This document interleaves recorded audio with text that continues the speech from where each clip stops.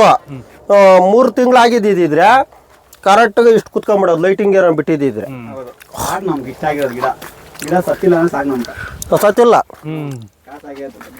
ಏನ್ ಈಗ ಕೆಲವು ಕಡೆ ಲೈಟಿಂಗ್ ಹಾಕಿದ್ದಾರೆ ಇತ್ತೀಚೆಗೆ ಆ ಟೈಮಲ್ಲಿ ಲೈಟಿಂಗ್ ಹಾಕಿದ್ರೆ ಇಲ್ಲ ಸರ್ ಇದು ಉಣಿದ್ ಯಾವಾಗಪ್ಪ ಅಂದ್ರೆ ಆಗಸ್ಟ್ ಅಲ್ಲಿ ನಮ್ಮ ಪ್ಲಾಂಟಿಂಗ್ ಆಗಿರೋದು ಇದು ಆ ಟೈಮಲ್ಲಿ ಲೈಟಿಂಗ್ ಅವಶ್ಯಕತೆ ಇಲ್ಲ ಸರ್ ಸೆಂಟರ್ ಇದು ಸಿಂಗಲ್ ನಾರೇ ಮಾಡಿಸಿರೋದು ಆ ಟೈಮಲ್ಲಿ ಲೈಟಿಂಗ್ಸ್ ಅವಶ್ಯಕತೆ ಇರಲಿಲ್ಲ ನಾನು ಹಾಕ್ಸ್ಲೂ ಇಲ್ಲ ಇದಕ್ಕೆ ಲೈಟಿಂಗ್ಸ್ ಎಲ್ಲ ಈಗ ಏನಾದ್ರು ಇನ್ ಕೇಸ್ ಪ್ಲಾಂಟಿಂಗ್ ಮಾಡಿದ್ರೆ ಲೈಟಿಂಗ್ಸ್ ಕಂಪಲ್ಸರಿ ಈಗ ಮಾಡಿದ್ರೆ ಮತ್ತೆ ಲೈಟಿಂಗ್ ಹಾಕ್ಬೇಕು ಇಲ್ಲಿಂದ ಚೆಕ್ ಮಾಡಿದ್ರೆ ಕಂಪಲ್ಸರಿ ಲೈಟಿಂಗ್ಸ್ ಮಾಡ್ಬೇಕು ಸರ್ ಇವು ಆವಾಗ ಮಾಡಿದ್ನಲ್ಲ ಇದು ಪ್ಲಾಂಟಿಂಗ್ ಟೈಮ್ ಇದಕ್ಕೆ ಲೈಟಿಂಗ್ಸ್ ಕೊಟ್ಟಿಲ್ಲ ಬಂದಿದೆ ಚೆನ್ನಾಗಿ ಹೂವು ಬಂದಿದೆ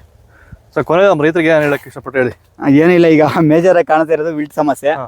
ನಿಮ್ಗೆ ಏನಾದ್ರು ನಾಲೆಜ್ ಗೊತ್ತಿದ್ರೆ ದಯವಿಟ್ಟು ಅದನ್ನ ಯೂಸ್ ಮಾಡ್ಕೊಳ್ರಿ ಇನ್ ಕೇಸ್ ನಿಮ್ಗೆ ಗೊತ್ತಿಲ್ಲ ಅಂದ್ರೆ ಗೊತ್ತಿರೋರ ಹತ್ರ ತಿಳ್ಕೊಂಡು ಮಾಡಿ ಅಷ್ಟೇ ಇಷ್ಟೇ ನನ್ನ ಆಸೆ ಯಾರು ರೈತರು ಲಾಸ್ ಆಗಕ್ಕೆ ಹೋಗ್ಬೇಡಿ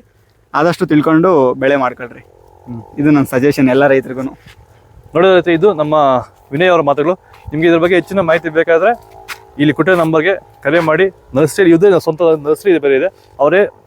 ನಾರು ಕೊಟ್ಟು ಮತ್ತೆ ಅವರೇ ಗೈಡೆನ್ಸ್ ಕೊಡ್ತಾರೆ ಹೆಚ್ಚಿನ ಮಾಹಿತಿಯಾಗಿ ಕಾಲ್ ಮಾಡಿ ಹೆಚ್ಚಿನ ಮಾಹಿತಿ ತಿಳ್ಕೊಳ್ಳಿ ಇನ್ನೂ ಇದೇ ಥರ ಹಲವಾರು ವಿಡಿಯೋಸ್ ಮಾಡ್ತಾ ಇರ್ತೀನಿ ಫಾಲೋ ಮಾಡ್ತಾ ಸಪೋರ್ಟ್ ಮಾಡಿ ಜೈ ಜವಾನ್ ಜೈ ಕಿಸಾನ್ ಫಾಲೋ ಮಾಡಿ